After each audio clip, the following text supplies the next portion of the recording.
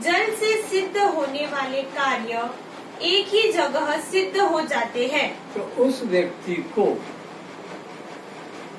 जब सद्गुरु मिलता है तो वो सीधा मार्ग बताता है और क्या कहता है कि तू इस आत्मा को, आनंद ब्रह्म आत्मा को जानने की इच्छा कर, जो तेरे ही अंदर है, उसके लिए बाहर खोजने की जरूरत नहीं है। बाहर तो वे भटकते हैं जहाँ पानी के लिए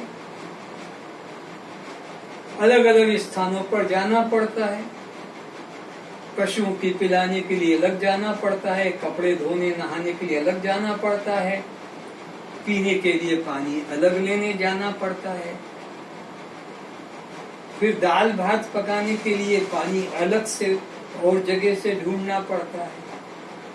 लेकिन अगर एक ही जगह शुद्ध जलाशय मिल जाए तो वहाँ पीने का भी काम हो जाएगा, पशुओं का भी हो जाएगा, नहाने धोने का भी हो जाएगा सब। तो फिर उसे अलग अलग जल के लिए भटकने की जरूरत एक ही जगह बहुत।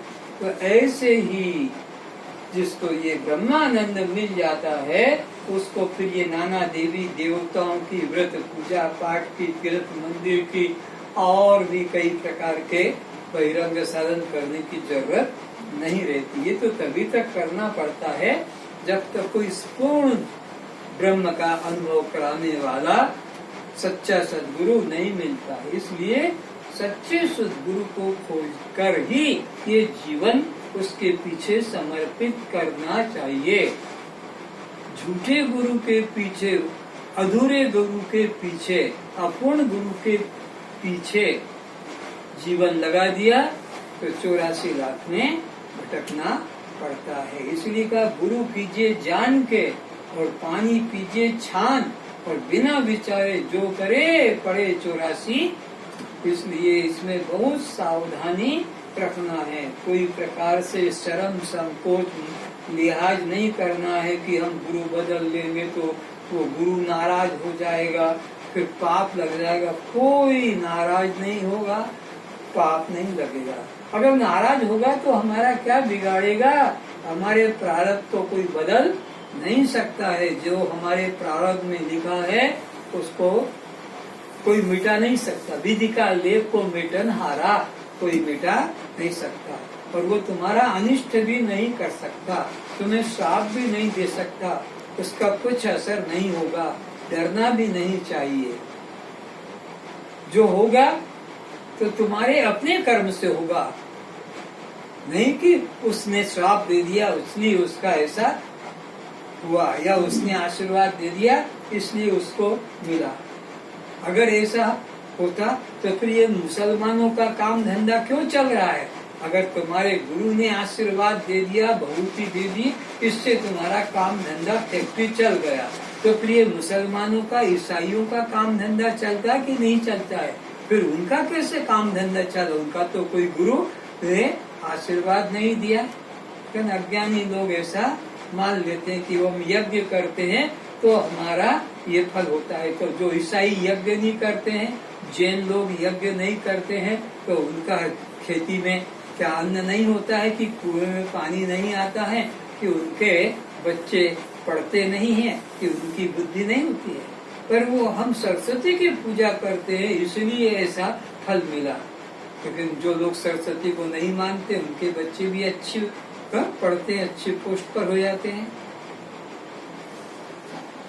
उसे स्नान पान, वस्त्र धोने, पशु को जलपान कराने, भोजन बनाने हेतु पृथक पृथक स्थानों पर जाना नहीं पड़ता। किसको? उसको एक महान जलाशय शुद्ध जल मिल जाता है, तो फिर उसको अलग अलग जगह पर जाने की आवश्यकता नहीं रहती है। उस मनुष्य को गड्ढों में भरे जल से कोई प्रयोजन नहीं रहता।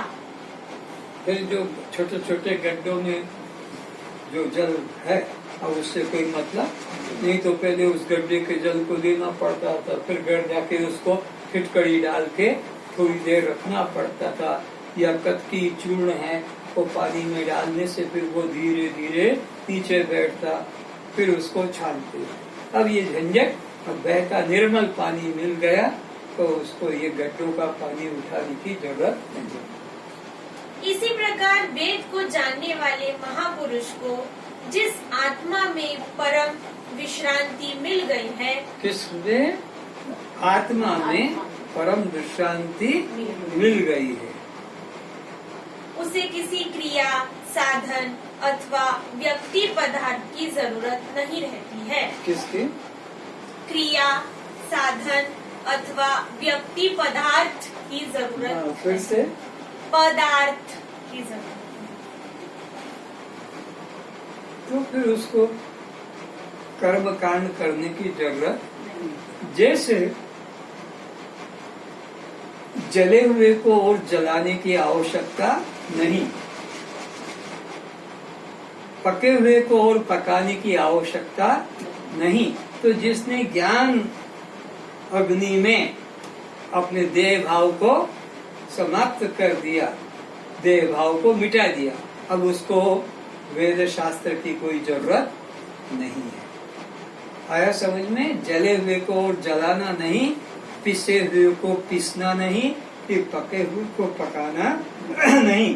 तो जिसने ज्ञान अग्नि में देह भाव को दग्ध कर दिया, उसके लिए श्राद्ध क्रिया की कोई जरूरत नहीं। जिसने ब्रह्म को जाना वही वास्तविक ब्राह्मण है। तो ब्राह्मण को हम हर जगह बुला लेते हैं, ये काम है तो ब्राह्मण को बुलाओ, ये काम है तो ब्राह्मण को बुलाओ, ये पूजा है तो ब्राह्मण को बुलाओ। लेकिन ब्राह्मण वो नहीं है जो पुस्तक पढ़ के कुछ मंत्रों का पाठ कर देते हैं जाप। जिसने अपने चैतन्य आत्मा को जाना है वो ब्राह्मण है। जानत तुम्हें होई जाई, उसको जिसने जाना, किसको? जो अंदर में स्थित है। ईश्वर सर्वभूतानां हृदय से अर्जुन तिष्ठति, जिसने अपने हृदय स्थित परमात्मा को, आत्मा को मैं रूप में जान लिया है, वो ब्राह्मण है। जिसने अपने को आत्मा रूप में ना जाना और पारिवारिक दृष्टि से ब्राह्मण मान लिया, क्यों? ब्राह्मण के घर में ब्राह्मण, क्षत्रिय के घर में क्षत्रिय, वैश्य के घर में वैश्य, ऐसे ये परंपरा से जान लेते हैं। पारिवारिक दृष्टि से ये ब्राह्मण नहीं है। उनमें एक शूद्र भी होते हैं, नीच कर्म करने वाले, नाम है ब्राह्मण जाति का। और कोई सामाजिक दृष्टि से छोटी जात के हैं, जात का भी पता नहीं, वो ब्राह्मणों से भी ऊंचे होते। जैसे कबीरदास, कोई जाति का पता नहीं लेकिन वो ब्राह्मणों से भी ऊंचे हैं। रैदास जी जाति से ऊंचे नहीं हैं, लेकिन मीरा जी को भगवान कृष्ण ने ही आदेश दिया कि जा तू रैदास को गुरु बना, कभी तेरा कल्याण होगा। सोचो कि भगवान के दर्शन से भी ऊपर है गुरु का दर्शन। हरि चाहे ना कर सके, गुरु चाहे सो, वो तो अनादिकाल से है। परमात्मा तो तुम्हारे साथ अनादिकाल से है। गर्भ में 9 महीने भी तुम्हारे साथ रहा, नहीं तो तुम जिंदा ही ना, मुर्दा का मांस का लोचा निकल के आता। ये हाथ पैर बनक मुख सिख ये किसने बनाए? तो परमात्मा तो तुम्हारे अंदर सदा से है। पर गुरु की महिमा उससे भी ऊपर है। 3 लोक 9 खंड में गुरु से बड़ा न कोई, हरि चाहे न कर सके और गुरु चाहे सो हो। तो वो गुरु श्रोत्रिय और ब्रह्मनिष्ठ गुरु की शरण में जाते हैं तो उसके द्वारा जीव को अपने यथार्थ स्वरूप का बोध होता है। और वस्तुतः वही आपका सच्चा पिता है। पिता हम किसको कहते हैं? जिसने जन्म दिया। पर वो जिसने जन्म दिया वो असली पिता नहीं है। असली पिता वही है जो तुम्हारे को परमात्मा से मिला दे। ये जो पिता है ये तो तुमको मृत्यु से मिलाएंगे। कितना भी दया उपचार कर कर करके एक दिन तो शमशान घाट में यही तुमको जलाने, लेकिन परमात्मा को पिता मान लिया तो वो तुमको परम धाम में पहुंचा देता है, परमात्मा में मिलाता है। तो अभी वो द्विज कहलाता है। द्विज अपने आप से कोई नहीं बनता, ब्राह्मण कोई अपने आप से नहीं बनता। सब शूद्र ही पैदा होते, सब शूद्र पैदा होते हैं। जिसको तुम ब्राह्मण परिवार कहते हो उसके घर में जितने पैदा हो रहे हैं सब शूद्र हैं। क्षत्रिय परिवार में जो भी पैदा है सब शूद्र हैं। वैश्य परिवार में जो भी पैदा हो रहे हैं सब शूद्र हैं।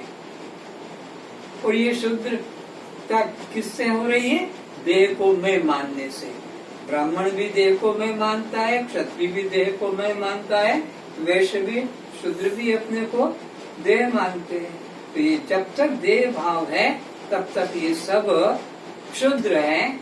इसीलिए रामायण में कहा है, क्षिति जल पावक गगन समीरा पंच रचित अति अति अति कहा। अति का मतलब है इससे और कोई गंदा अपवित्र नहीं ये शरीर। लेकिन मूर्ख लोग ब्राह्मण के घर बेटा हो गया तो ब्राह्मण, घर का ब्राह्मण, बाप ही ब्राह्मण नहीं तो बेटा कहाँ से ब्राह्मण होगा? बाप खुद चमार है तो बेटा उसका चमार क्यों? कि अपने को जाति से ब्राह्मण मानता है, शरीर से ब्राह्मण मानता है, मांगकर खा रहा है कि इधर उधर शादी ब्याह करा देता है, मंत्र बोल देता है, लेकिन वो ब्राह्मण नहीं। तो जो ब्रह्म को जानता है, अहम ब्रह्मास्मि, गुरु कहे उसको तत्वमसि और वो अपने में अनुभव करे अहम ब्रह्मास्मि। गुरु के पास जाता है शिष्य परमात्मा की खोज में, मुझे परमात्मा से मिलना है, तो गुरु उसको प्रक्रिया से वेदांत का श्रवण मनन निध्यासन कराकर, महावाक्य का शोधन कराकर और उसको जीव साक्षी आत्मा और ईश्वर साक्षी परमात्मा में एकता का अनुभव कराता है। और कहता तत्वमसि, वही तू है जिसे खोजने आया था। तो अब वो कहता है ओ अहम ब्रह्मास्मि। तो ये हुआ द्विजपना। ये असली पिता है, इसने हमको असली जन्म दिया है। ये संसारी पति वो असली पिता नहीं, पति नहीं।